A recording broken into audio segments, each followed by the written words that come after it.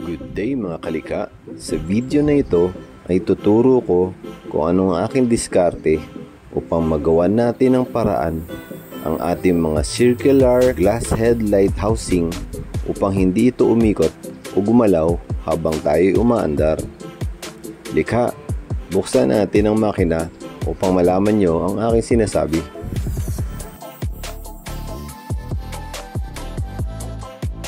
Ayan, kung pansin nyo, medyo maliit lang ang buga ng ilaw galing sa aking headlight dahil hindi nakaposisyon ng tama ang glass lens housing nito. Kaya i-reposition natin to ng tama. Ayan, ganyan dapat. Pansin nyo, mayroong horizontal line siya na clear sa ibabaw. At dahil sa horizontal position na yan, dyan din lalabas ang wide na ilaw na ibubuga ng inyong headlight. Ngayon, buksan naman natin ang housing or casing ng headlight para magawa natin ang paraan at na hindi na tuluyang gumalaw or umikot ang ating glass lens housing habang tayo umaandar. Siyempre, mas applicable to sa mga naka-round or circular headlight na walang rubber lining or stopper. Sa pagtanggal ng front casing, counterclockwise lang, sabay hila palabas.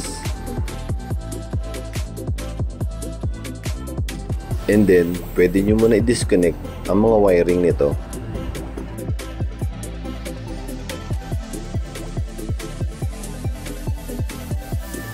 Kapag naihiwalay na natin ang front casing, pwede na natin tanggalin isa-isa ang mga lock clips na nakakabit doon sa may front rim casing at sa aluminum base ng headlight. Sundan nyo lang kung paano to tinatanggal.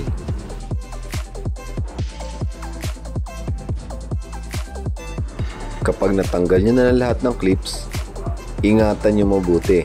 Hawakan yung pinaka glass lens at yung aluminum base dahil magkahiwalay ito dahil baka malaglag at mabasag.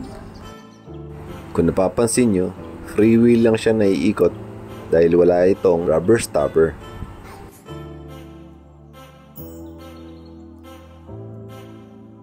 Sa unang paraan, pwede tayong gumamit ng 3-bond.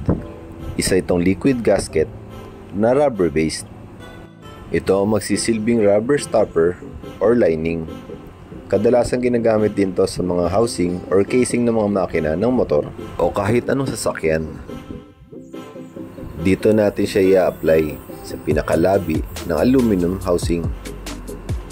Bago yan, linisin muna natin upang maalis ang mga residue or impurities na meron dito para dumikit ng gusto ang liquid gasket.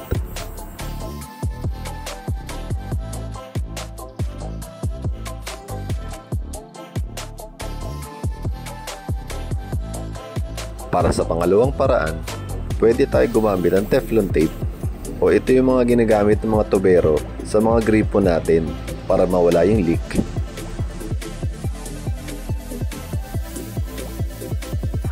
Pwede nyo itong gamitin sa pinaka-glass lens. I-apply nyo na ito sa pinaka-gilid. Paikot nyo to kung ilang beses nyo gusto.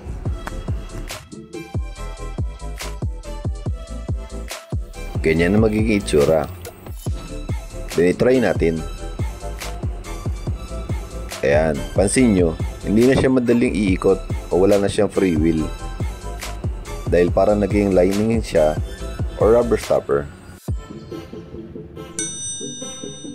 Ang next naman natin gamitin ay yung 3-bond o yung liquid gasket. Ang texture niya ay parang mga Volcasil o yung mga rubber sealant na ginagamit sa bubong. Pwede nyo rin try gamitin yun kung wala kayong liquid gasket. Then i-apply nyo lang to sa may pinaka rim edge ng aluminum base.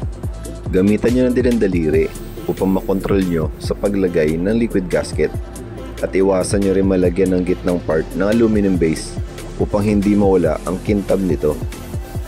At pag nalagyan nyo na lahat, pwede nyo nang ibalik at i-align ito sa tamang posisyon at ikabit muli ang mga lock clips.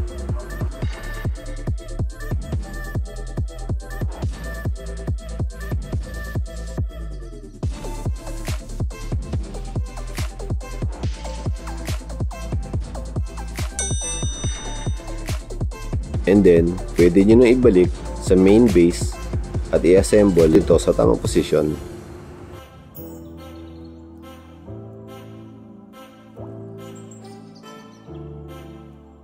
Tandaan nyo lang kung paano nyo ito tinanggal, ganun nyo rin ito ibabalik.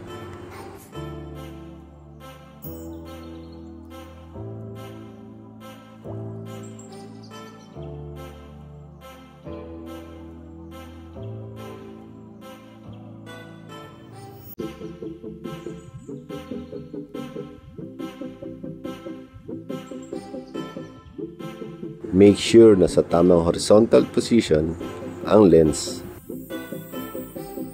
At dapat tama rin ang up and down position ng mismong housing bago nyo ito higipitan.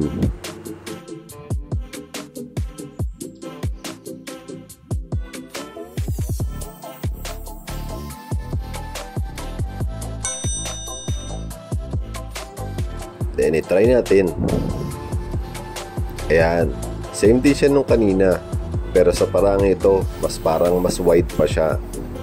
Sigurado mas maganda ang vision nyo sa kalsada.